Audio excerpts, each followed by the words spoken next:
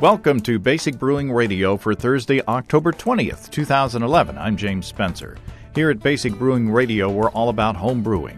With this week's Spontaneous Homebrew. No, I'm not talking about brewing on a whim or at a moment's notice. I'm talking about brewing a beer and letting Mother Nature have her way with it, just like in the lambic breweries. Home brewer Ken Valley tried a spontaneous fermentation, and he shared samples with us. If you're new to home brewing and would like to get into the hobby for the first time, check out our website, basicbrewing.com, where you can find archives of our audio and video podcasts and our DVDs to walk you through basic and more advanced brewing techniques. You can follow me on Twitter. My username is Basic Brewing, all one word. Also, you can find me on Facebook at facebook.com/basicbrewing.james. And we also have a Basic Brewing Radio and Basic Brewing Video page on Facebook at facebook.com/basicbrewing. Thanks again to everybody clicking on the Amazon.com associate link on our basicbrewing.com site. Whenever you think of Amazon, think of us and click on our associate link first. It won't cost you any extra, and you'll be helping us to bring you this show, and we greatly appreciate your support. And don't forget, there is now an amazon.co.uk link on there, too, right below the American version. We also have associate links for Brew Your Own magazine and the American Homebrewers Association on our site, too. You can find our Basic Brewing iPhone and Android podcast apps on their respective stores, and we're on the BlackBerry podcast directory now, too. I brewed up my experiment batch for the ongoing Brew Your Own magazine Basic Brewing Radio experiment on fermenter shape this past week. I brewed what I'm calling a Belgian amber. It's kind of the zombie Belgian recipe with amber Belgian candy syrup. And I split the batch between a glass carboy and a plastic bucket. So I'm looking forward to tasting the results of that. And remember, if you're participating, we moved the deadline to November 28th. That's the Monday after Thanksgiving, to give you some more time. And I hope that you guys will participate. I got a note from Mark Zapp, who is the designer of the Brewing as Art brewing sculpture that you've heard about on this program. Mark says there is an event coming up this weekend that you may want to check out if you're in the New York City vicinity. Mark says the Richmond County Craft Beer Fest is going to be a huge craft beer and food pairing event, pairing brewers with local food establishments, and it's being held at the Richmond County Bank Ballpark, where the Yankees minor league team plays. Mark says there are 2,000 to 2,500 people expected to attend. Brewing as Art will be on display. That's at Steampunk Brewing Sculpture that Mark worked on. And he says that's happening this Saturday, October 22nd. Adam from Davenport, Iowa wrote in after hearing Adam Drager and me talk about adding fruit to wheat beers. In that conversation, Adam Drager and I speculated on how New Glarus is able to get that wonderful fruit flavor into their beers. And Adam from Davenport has some input on that. He says, I have the good fortune to have in-laws who live near New Glarus, and as a result, I become a bigger fan of their beer every time my wife and I visit her family. The Wisconsin Belgian Red is easily my favorite of their lineup. I believe I've cracked Carrie's secret to this beer, and so have you, Adam says. Adam says, I ferment the base beer without any fruit, which results in a sort of amber Belgian wheat beer. When I rack to the secondary, I add potassium sorbate to stop fermentation so it doesn't kick up again when you add the fruit. Adam says New Glarus claims they add over a pound of cherries per 750 milliliter bottle. That would equal out to over 25 pounds of cherries in a 5-gallon batch. Adam says, I took the easy or lazy route and added enough cherry concentrate to equal their claim and let the beer sit for a few days. It still didn't quite taste right, so I added 1.5 pounds of frozen tart cherries directly into the fermenter to brighten up the flavor. A few more days on the cherries and a few more in the keg, since the potassium sorbate killed the yeast. Forced carbonation is a must, Adam says. The beer was ready to go. I performed blind taste tests with my clone and the original amongst native Wisconsinites, and the general consensus was that the beer was cloned, although a few preferred mine over New Glarus's. My beer wasn't as dark as the original and lacked its depth as well. Adam says, the next time I brew this, I will be sure to add wood chips to the secondary to correct this and to emulate barrel aging. He says, I do feel sorry for those who don't live close to Wisconsin, so I'll send you a bottle the next time I brew this. Promises, Adam. That sounds like fun. Heath writes in about low-tech brewing in hot climates. He's from south of the equator, so, it's warming up down there as it cools down up here. Heath says, hi from Benalla in the state of Victoria in Australia, down in the southeast. I'm a new listener to your podcasts, having recently got back into brewing after a long layoff. I can't get enough info at the moment, so I'm really enjoying your show. Oh, thanks, Heath. I'm listening to your old episodes at random, so I might write in about stuff that's already been covered. Someone asked a question about brewing in hot climates. It was mentioned that you can use frozen PET bottles in a water bath. Another way that wasn't mentioned is to get an old chest freezer that doesn't work and put the frozen bottles in there with your fermenter and switch bottles periodically in the same manner. You just use the freezer as a well-insulated box, and they can often be obtained for free if they are unrepairable. The insulation still works fine. Fridges work too, but you lose a lot of cold air when you open the door. Very nice. Heath, I like that suggestion for a few reasons. It saves a freezer from the dump. It's low-tech, and it's free if you can find one for free. Glad you found us, by the way, Heath. Now let's get into our conversation. When Ken Valley said that he'd brewed a spontaneously fermented beer and wanted to share it with us, I was skeptical, understandably. I'm used to, heavily controlled processes where I'm able to control every variable that I can, so I was a bit cautious to sample a beer that had been simply inoculated by Mother Nature. So naturally, I invited Steve and Andy to join in, too. Well, I want to welcome to the studio Steve Wilkes. Thank you, James. It's a pleasure to be here. And from thehomebrewery.com, Andy Sparks. It's great to be here. Thanks, James. And we're going to talk about some interesting stuff this evening. And we're talking to a couple of guys in Iowa City, Iowa. Ken Valley. Welcome, Ken. Hello. And Austin Davis. Hello. And you guys are both homebrewers, right? We are. Yep. Give us some background on you guys. Ken, talk about what kind of beers you like to brew, how long you've been brewing, and all that. I kind of consider myself one of those Category 23 guys.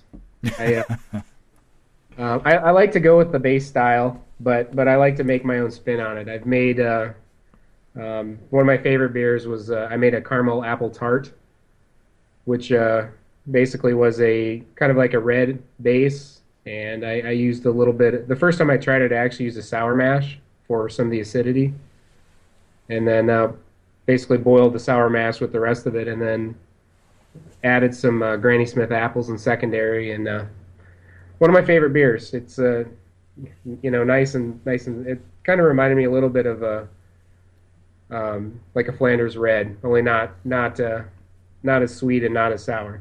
Did you say that was your first beer? No, favorite. Oh, favorite. I was going to say, man, you just jumped right in there. Yeah. Now and then, we just basically do, a lot of variations of regular styles. But I took second place with a rye IPA in a homebrew competition. So, wow. Yeah, I mean, I like to do the Category 23 stuff, just my own regular spin on the regular stuff. Well, cool. Sounds right up our alley. What about you, Austin? I'm kind of the same way. I don't think I've ever stuck to a recipe ever. I just think, I think this will be better, just to add a little bit more chocolate malt or kind of whatever. Just kind of come up with ideas. Kind of, again, had an idea for a banana nut brown. Just come up with the ideas like Ken does a lot more beers than I do for sure, but it's we have a lot of fun with it. Just coming up with ideas, and we have that goal of eventually starting our own brewery someday. But, like most home brewers do. Yeah, exactly.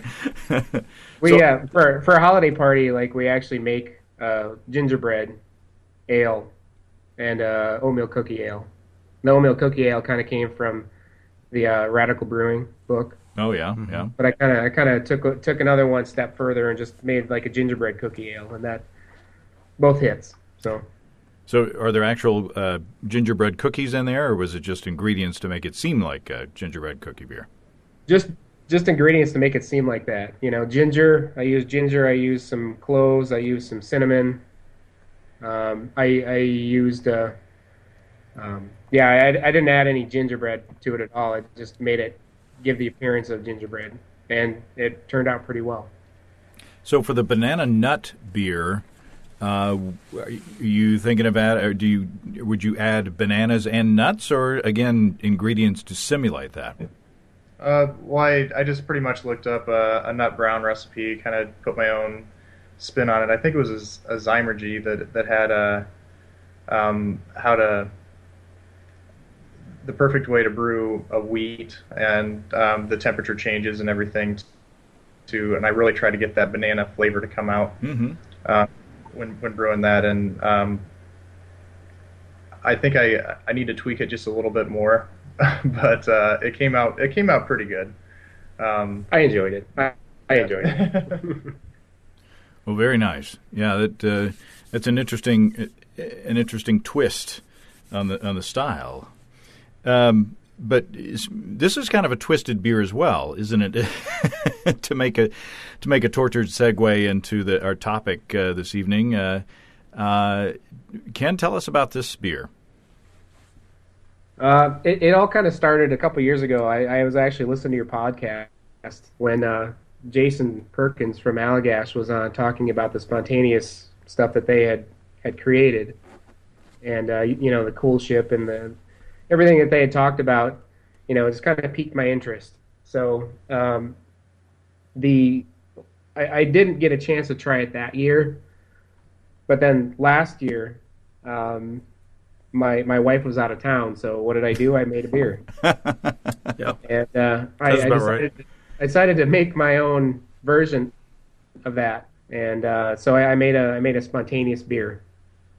Now, when we say spontaneous, it's, as we said before, it's kind of a tricky word because it isn't really spontaneous fermentation, right? I mean, in the old days they believed in the concept of spontaneous generation, in that if you leave a piece of meat outside, maggots will spontaneously generate from that meat, and then flies will come from that. So.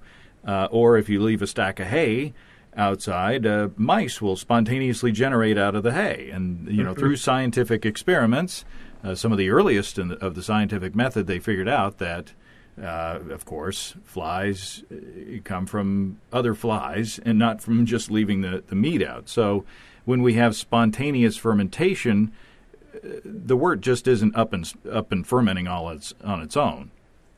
Right.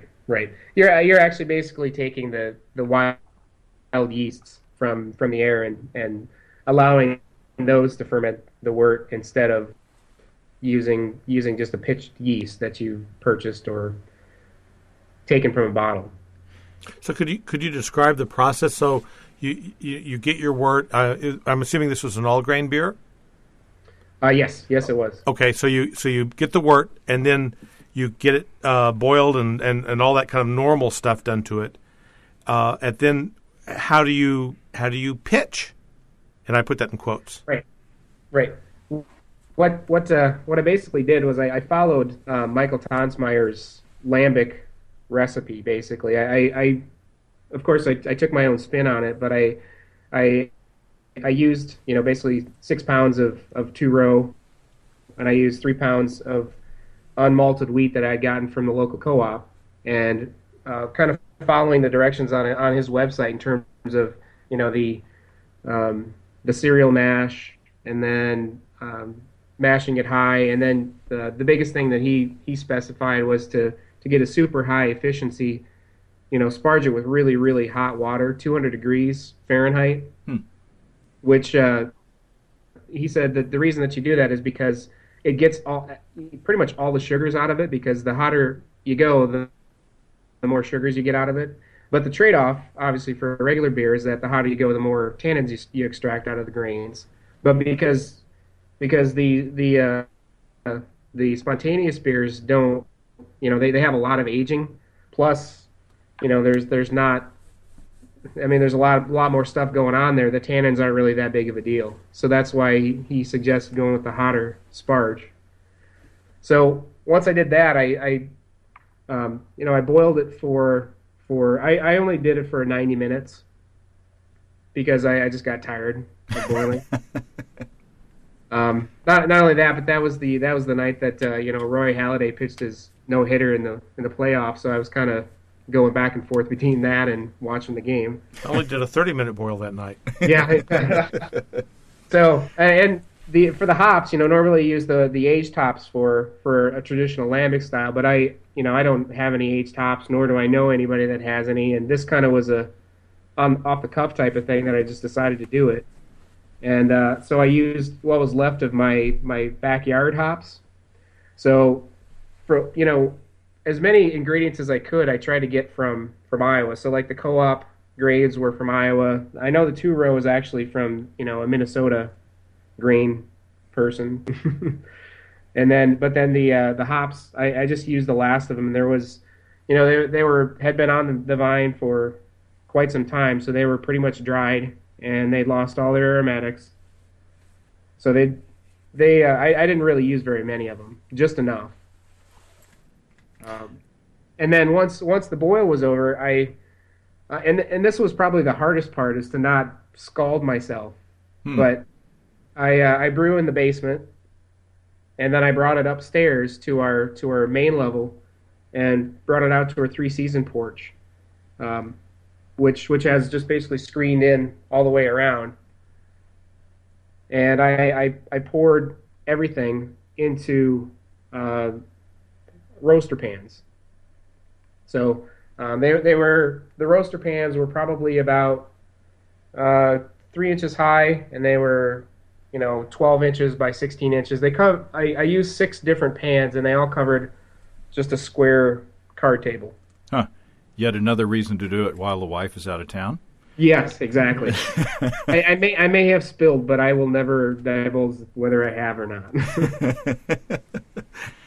So, you're essentially making your own coolship. A coolship is in the lambic breweries where these shallow, essentially giant shallow pan fermenters where the beer is just allowed to cool and then is exposed to the outside air to let the Mother Nature sort of inoculate the wort.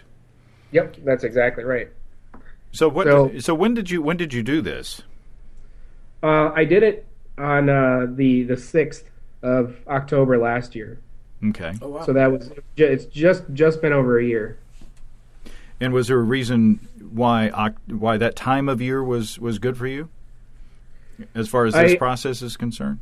Yeah, the whole thing with all this, I feel like the best thing to do is to try and control as many variables as you can, and that was one of the variables that's hard to control. But it just so happened that the week that my wife was out of town, it was it went down to 40 degrees at night.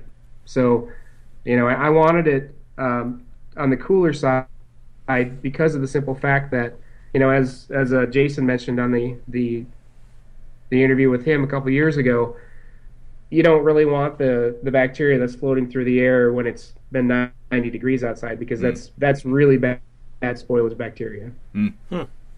And also, you would assume that in the wintertime, there's not going to be as big a population of viable stuff floating around. Yeah, that's exactly right.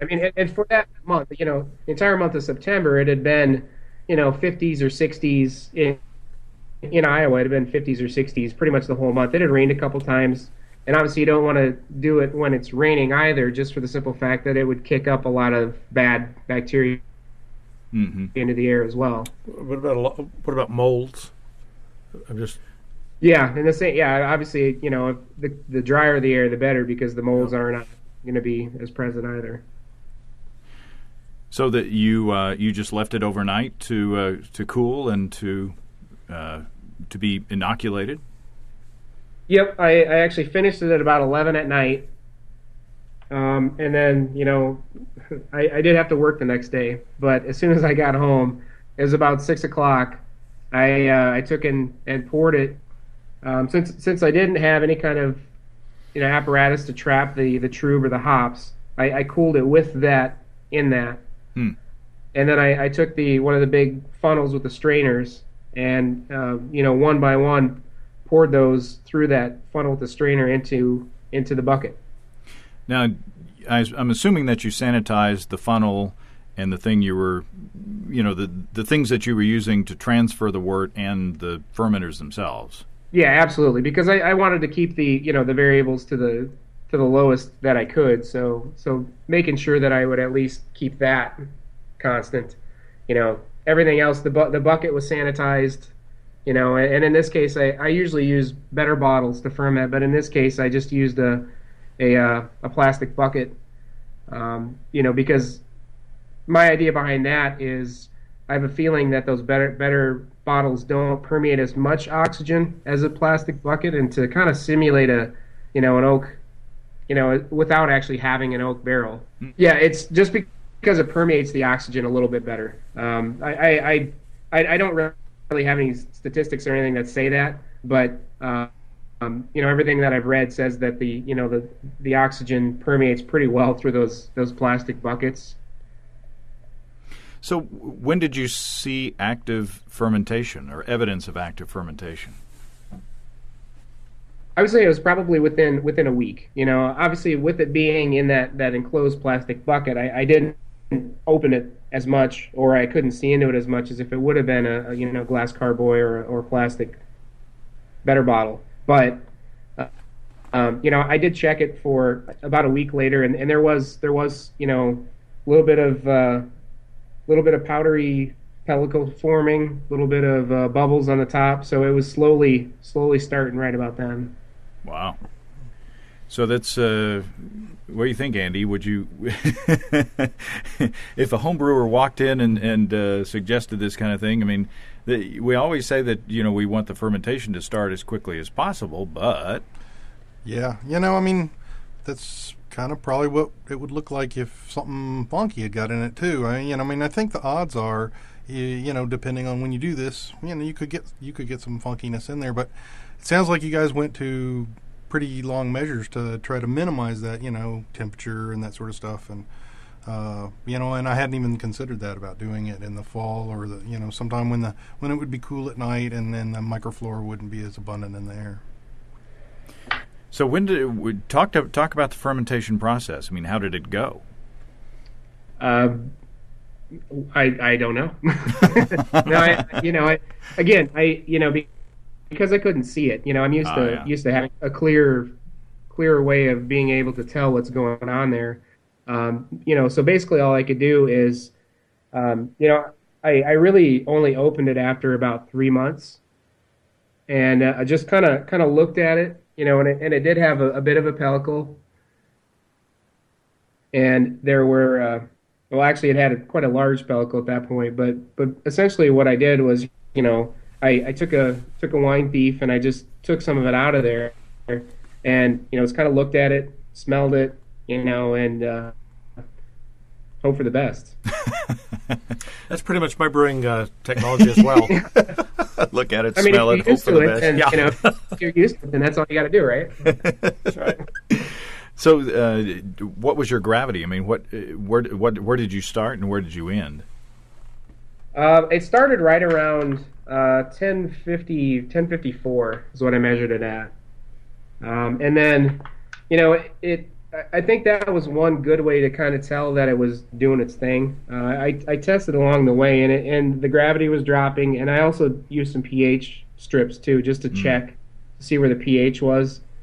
And after a month, it had already dropped below like the 4 or 4.5 that you'd kind of hope is more of a safe zone. Mm-hmm. And then what's the gravity that we're seeing here in the finished product? Well, when I bottled it, which was mid-August. It was right around 10:10. Mid-August of this year? Yes. Wow. Yes.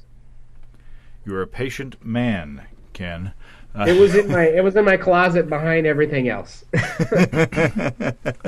Now, did the airlock smell funky during that time? Not really. I mean, of course, like I said, it's in my closet behind everything else, and I just basically kept the closet shut the whole time.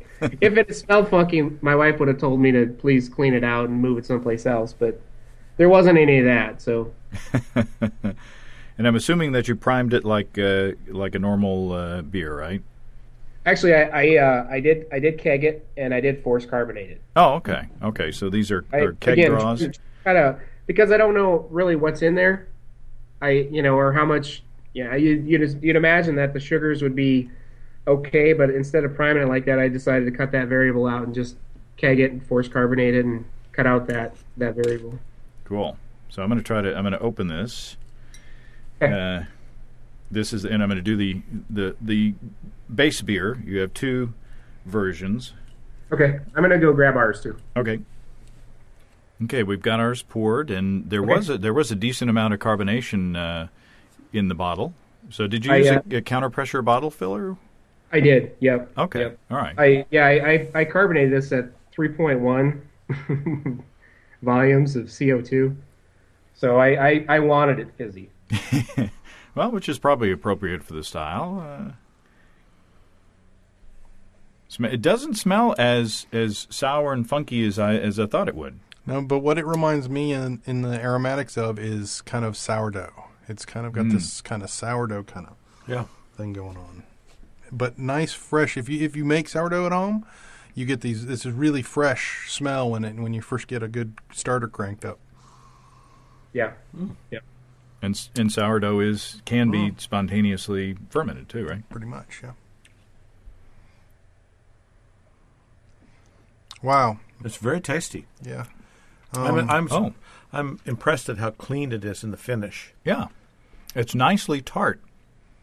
But it's not kombucha tart. It's not it's not as tart as what's on the counter behind you there, Steve. Yeah. This is very That's nice. my old girlfriend. Hush. Old tart. Old tart. This is very nice. I have to admit, Ken, that we were all kind of, when I told the guys that we were going to be trying a spontaneously fermented beer, from an unknown brewer that we know. It's kind of like part of that. One of the basic brewing, the experiments. I did it was the iodine test one. Oh, okay. But we hadn't tried your beers though, right? Right. That's right. I'm going to find the funkiest thing I have and send it to you guys. And then we'll drink it. Yeah. Yep. Well, what will we not drink? that's a new show. What won't we drink? Yeah, let's not try that. Those end up on the cutting room floor. This is really good. A little kind of apple tartness. Yeah. Tastes almost like it has kind of green apple. Yeah, without being cidery, you know what I'm saying? No. It's got a decent amount of body to it. I was expecting a really thin, really thin beer. I was expecting something really, frankly, way funky and sour and thin and kind of worn out. You know what I'm saying? I was expecting a barnyard kind of thing. Yeah. Yeah. The goats behind you. And I don't know. Maybe after another year of this aging, some of that Brett might actually take center stage. But as of right now, it's just and honestly, around my house, I know that there's some acetobacter around. So who knows if that's if it may be some of that, and that's why it's as strong tart as it is. I would say it tastes kind of more like a lacto kind of sourness. Like I said, like sourdough, which is more lacto-driven, because acetobacter tends to be more vinegary, and I'm not getting that. I'm getting a much more palatable tartness. So you think the complexity or the funkiness or the characteristics may change over time? I don't know. I have it in my fridge, so hopefully that'll slow everything to a snail's pace. Yeah. So what do you think, Austin? You're here for tasting purposes and to share the open bottles. Yeah, we tried this a while back, and I kind of said the same things that you guys did. I kind of got that apple flavor, the nice clean finish. I think it's awesome. It's a little sweet. It's a little sweet. It's got a nice mouthfeel, too. You know, it leaves a little something on your palate, which I kind of like. Yeah. Man, that's delicious. Yeah. Kudos. Yeah, congratulations. Is there any yeast in the bottom of that bottle? There's something. Well, if you guys want some, I did save the spontaneous truth. So there is some sediment at the bottom, so who knows if we could resurrect that and you could make a starter and change your whole house flavor forever. Yeah, you're now you're bold hooking it up to your kegging system, if that's what you've done. I didn't hook it up. I did put it in the keg, and I did let it sit in the keg for 2 days, 3 days, and then I used the same keg for both this and the next one that we'll try. But and then I just force carbonated it, and then I did use my counterpressure filler, and I soaked those overnight after I used them. Oh, yeah. Good idea. Yeah, because obviously I'm aware that I don't, even as great as this is, I don't want my pale ales tasting like this. Right? You become Jolly Pumpkin, the Right. Jolly Pumpkin of the homebrewing world. And I That's love not I love bad. Jolly. That's not bad. No, I love Jolly Pumpkin, but Yep. like you said, I don't want all of my beers to have that cool funk to them. So what we're going to do, I'm going to open this. While I'm opening the second bottle, why don't you tell us what we've got here? Okay. The basically what I did was I took the 5-gallon batch, and I took the first half, which is the first one that we tried, which is kind of an unblended lambic, where it was just a base beer, no additional flavors added to it. The second one, what I did was trying to keep with the Iowa theme. I talked to my neighbor about it because I was pretty excited about how every time that we tried this, every 3 months or so, it just continued to have that sourness that I really wanted. And I'd mentioned, it'd be great to have some Iowa fruit to add to half of it. So he, I was thinking corn. When I think of Iowa, I think of corn. well, he actually has some raspberry bushes in his backyard, but I'm not a big framboise fan, so. I kept thinking, oh yeah, maybe I could get something at the farmer's market. And then about a week later, he knocked on the door, and in his hand he had a quart container with frozen cherries from his father-in-law's cherry tree from Boone, Iowa. Oh, wow. They handpicked them, pitted them, took and froze them. So we got frozen cherries, and then you... So this is the quart of cherries that I actually thawed, and then I racked the other half of the base beer onto this.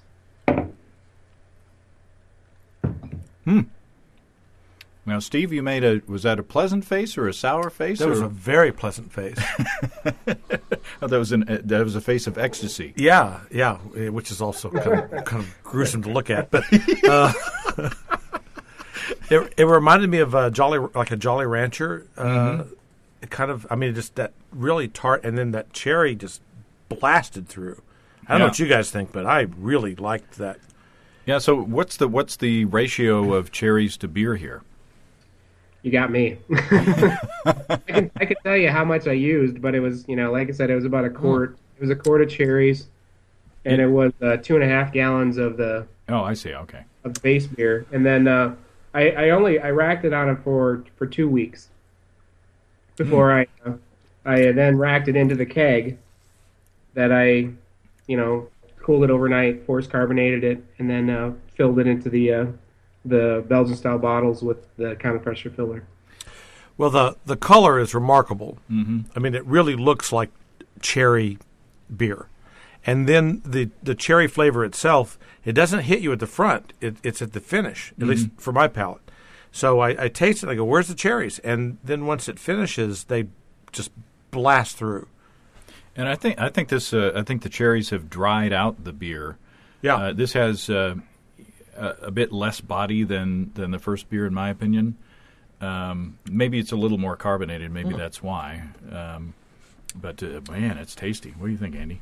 Yeah, I really like it. The color is just stunning. I really like some of the character of the first beer, the kind of plain beer, and I'm kind of almost wanting to meld them a little bit. Like this is maybe too far away from that. I mean, it's delicious. It's but I kind of wishing I could get some of that little bready funkiness in there too. Oh, well, we got the bottle here, the first one. You could blend a little bit.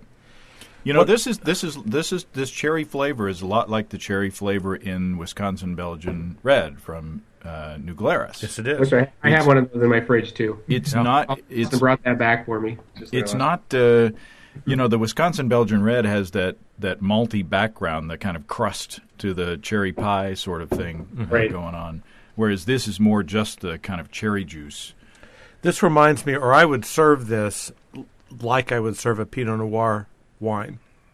So I would serve it with duck, or lamb. But duck would be brilliant with this.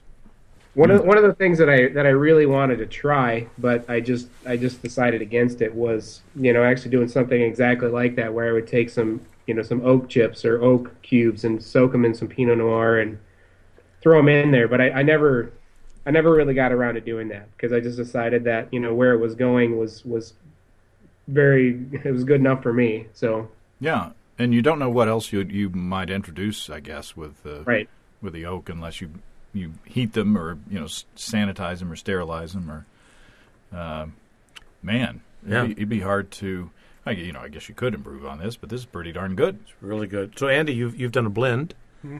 Oh, it was really nice. Actually, I finished that already, and I'm back to the solo. No, it was. He really says nice. that often. I've finished that already, and So how was how adding back in the plain beer? How did that work out? Yeah, it was interesting. I don't know if it was what I was thinking I was going to get. And I only got a couple swallows, and the temperatures were different in the tooth. So I don't know. Like I said, I really liked the first one. I liked that breadiness, that it was refreshing and fresh. It's fun. It's beautiful. I don't know. I just kind of like the first one.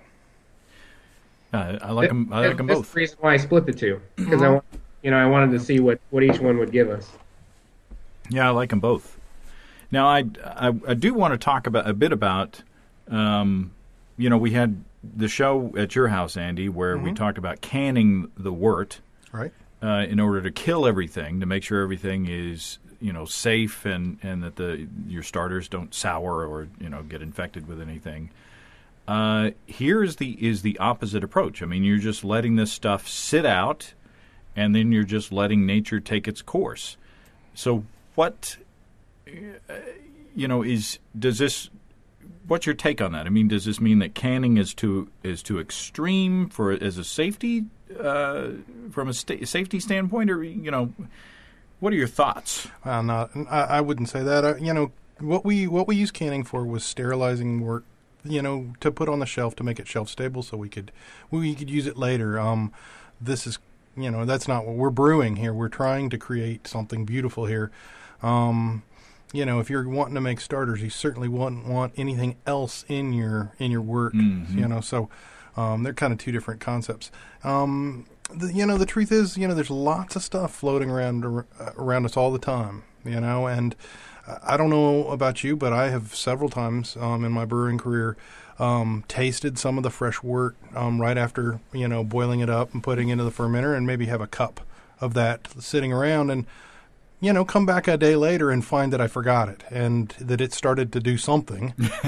It doesn't always smell very good. As a matter of fact, it almost always smells bad. So, it's not something that, I would take lightly. If I was going to try this, they actually took the time to think about the process and to come up with some ideas, to minimize the bad things and to maximize the good things. So, I think that's the trick.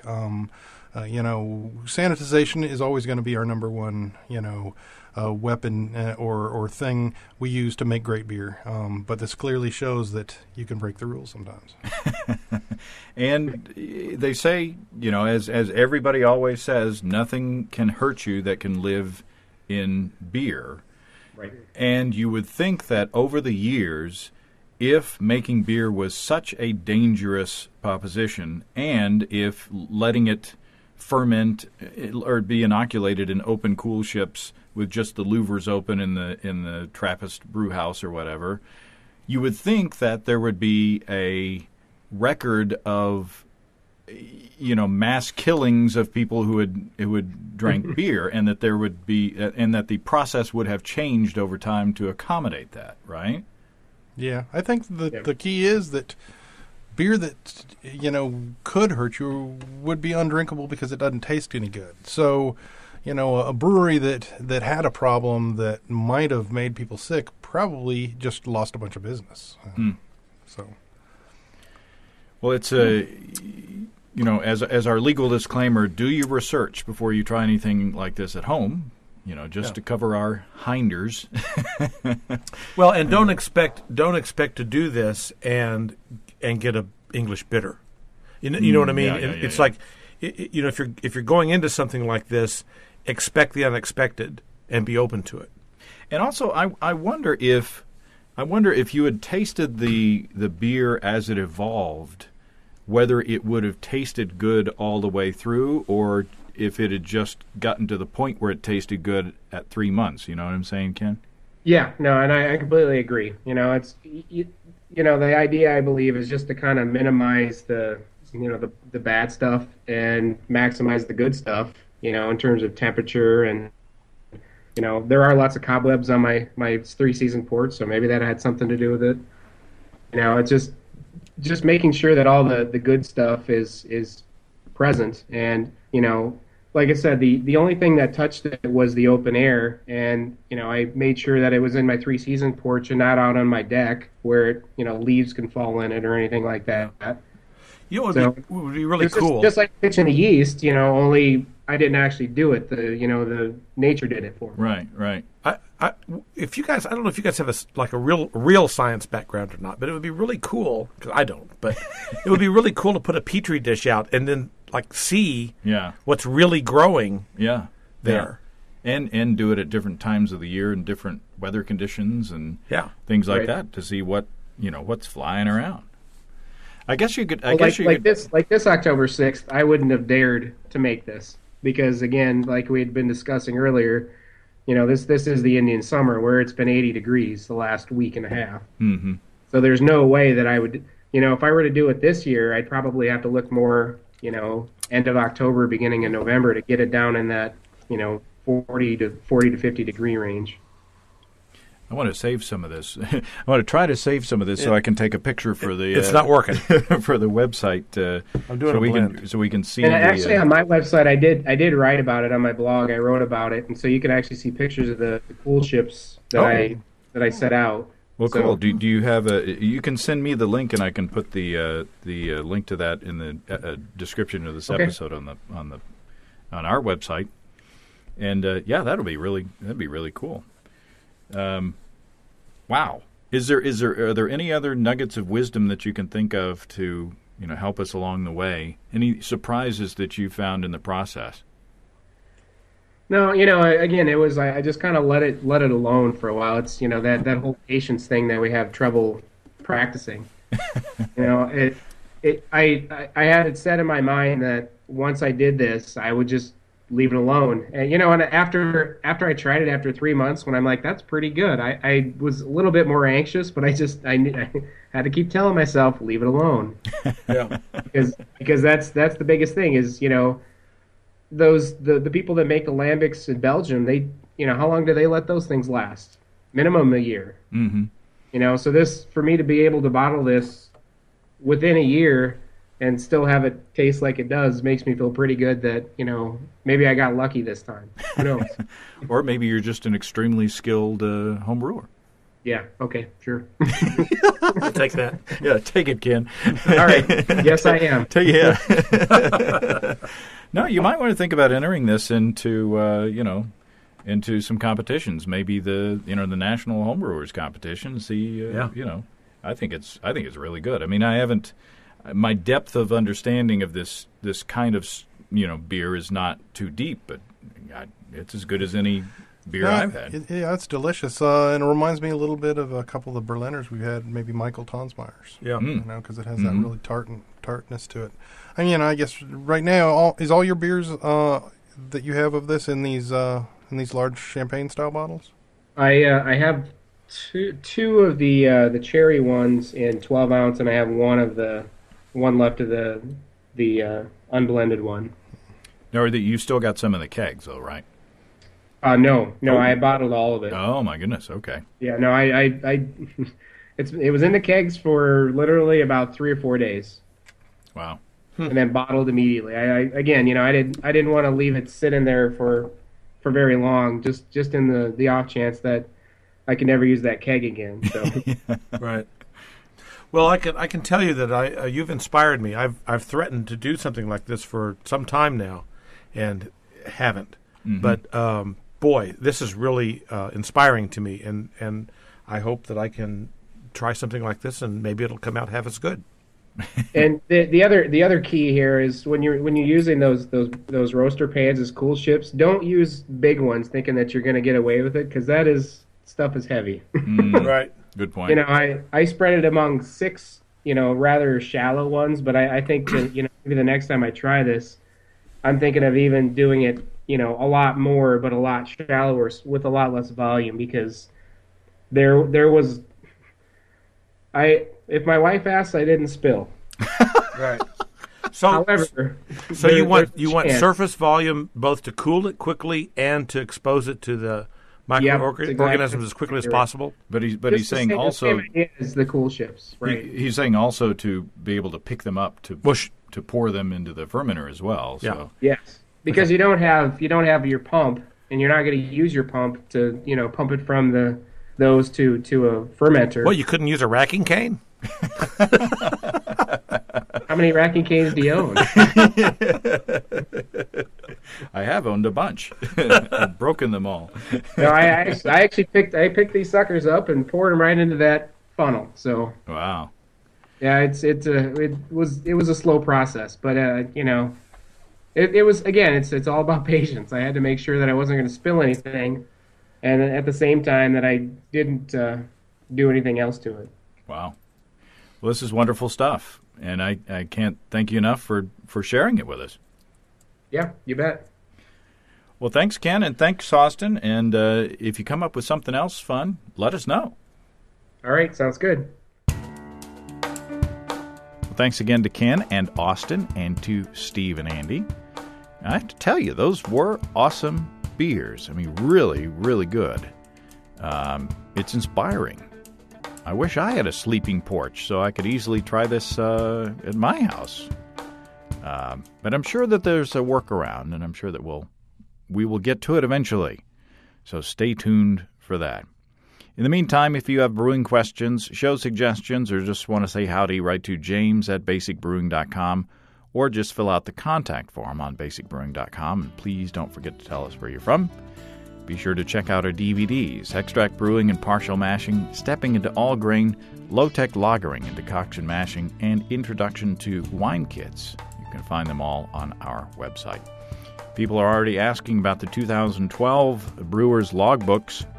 They are coming. Steve is in the process of designing them right now, so stay tuned for that. We got combo deals to save you a few bucks if you want to buy more than one DVD at a time on our website, and you can check out our Basic Brewing shirts in the store too. You can see a listing of the fine folks across the country who sell our DVDs on basicbrewing.com, and if there isn't a vendor in your area, you can order them online in our online shop at basicbrewingshop.com. And thanks to everybody who's continued to click on our Amazon.com link and our Amazon.co.uk link. We appreciate the support. Our featured products this week that were purchased through the links are Total Immersion, the revolutionary way to swim better, faster, and easier, and standard issue universal law enforcement handcuff key. You know, the things that they sell. Thanks again, everybody. And remember, I can't tell who bought what, so no worries. Just click on the Amazon.com logo on our site the next time you feel like Amazon shopping. We appreciate your support. And don't forget that you can also join the American Homebrewers Association or subscribe to Brew Your Own magazine through the associate links on basicbrewing.com. That's all until next week. Until then, thanks for listening. I'm James Spencer. Production help for Basic Brewing Radio and our website is provided by Kelly Dotson. Basic Brewing Radio is a production of Active Voicing. We'll talk to you next time, everybody. So long.